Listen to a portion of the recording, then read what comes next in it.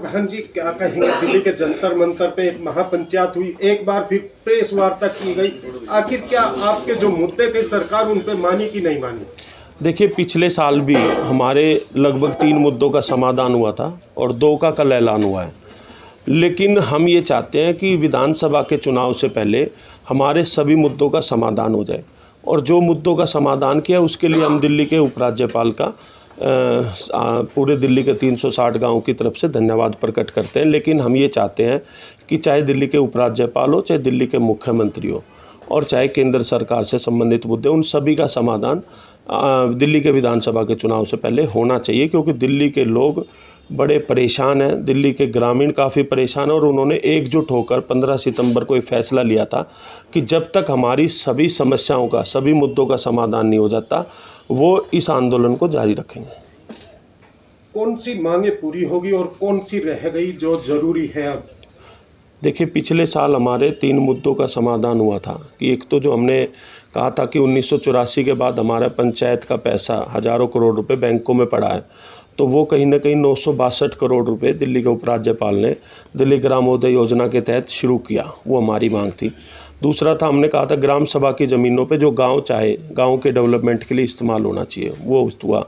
तीसरा था house tax का घोषणा कहीं ना कहीं दिल्ली के मेयर और डिप्टी मेयर ने प्रेस कॉन्फ्रेंस के माध्यम से की थी और अधिकारियों को निर्देश भी दिए थे, लेकिन उसका नोटिफिकेशन आज तक नहीं आया। तो अब हमने दिल्ली के मुख्यमंत्री जो नई अभी नियुक्त हुई उनको बधाई भी देते, लेकिन उनसे अनुरोध करते हैं कि जो आपकी पार्टी ने, आपके मेयर और डिप्टी मेयर ने जो घोषणा की थी उसका वादा पूरा कीजिए और उसका कहीं ना कहीं नोटिफिकेशन जल्द लाया जाए। अब की बार जो मुद्दे हमारे हुए उसमें कहीं एक तो जो हमारा मोटेशन का बहुत बड़ा मुद्दा था वो कहीं ना कहीं हुआ है, मोटेशन अब दोबारा से गाँव में चालू हो जाएगी। और दूसरा था कि जो गांव और कॉलोनियों के अंदर